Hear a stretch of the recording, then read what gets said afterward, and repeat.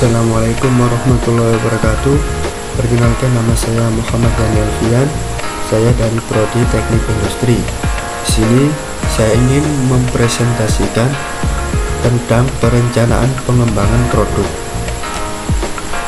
Adapun pengertian dari perencanaan dan pengembangan produk yaitu suatu upaya perusahaan untuk menciptakan produk atau ide baru, atau dengan memperbaiki produk lama agar memenuhi kebutuhan pasar dan konsumen. Tujuan dari pengembangan produk yaitu yang pertama memenuhi kebutuhan konsumen, yang kedua memenangkan persaingan pasar, yang ketiga mencegah kebosanan konsumen, dan yang terakhir nomor 4 menambahkan omset penjualan. Pengembangan produk merupakan aktivitas yang meliputi 3 fungsi utama, yaitu 1. Pemasaran.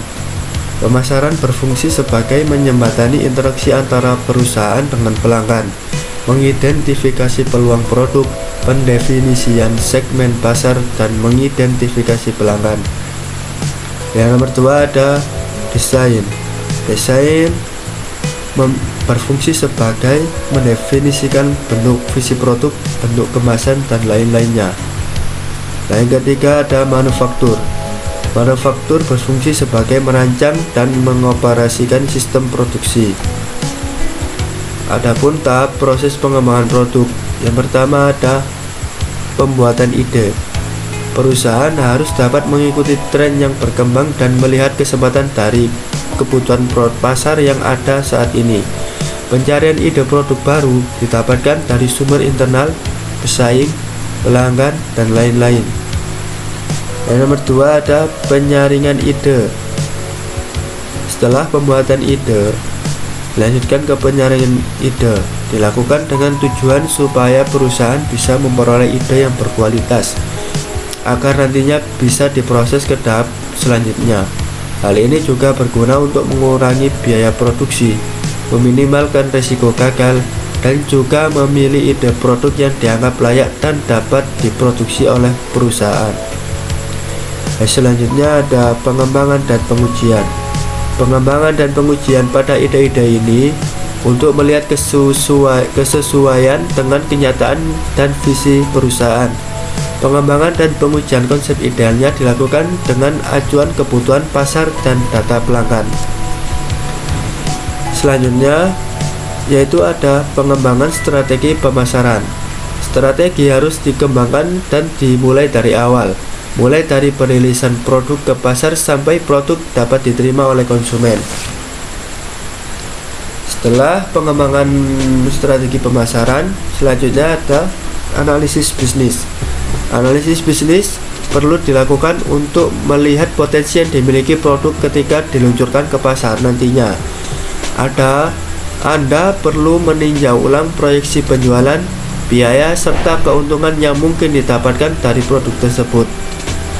Selanjutnya ada pengembangan produk. Konsumen akan melakukan evaluasi kepada produk dengan sendirinya, karena masukan dan pengalaman konsumen sangat bermanfaat untuk proses pengembangan produk itu sendiri. Selanjutnya ada uji pemasaran. Perusahaan akan mendapatkan gambaran dan pengalaman yang berhubungan dengan produk yang akan diluncurkan. Sebelum produk dijual, sesungguhnya dalam skala yang luas, di mana hal tersebut membutuhkan biaya pemasaran yang banyak. Yang terakhir ada komersialisasi. Jika pihak perusahaan setelah yakin akan meluncurkan produk, maka perusahaan harus mempersiapkan beberapa kegiatan, yakni komersialisasi, yang bermulai dari persiapan produksi, persiapan kegiatan launching produk baru seperti promosi, iklan, distribusi, serta berbagai kegiatan pemasaran lainnya. Contoh produk yang dikembangkan atau produk yang ada sekarang diintegrasikan ke produk yang lain. Seperti sofa ini. Pada awalnya sofa ini berfungsi sebagai tempat duduk saja, tapi produk ini dikonversikan dengan bisa difungsikan dengan itu tempat tidur. Sekian, terima kasih dari saya. Mohon maaf bila ada salah kata, mohon dimaafkan. Sekian, terima kasih. Wassalamualaikum warahmatullahi wabarakatuh.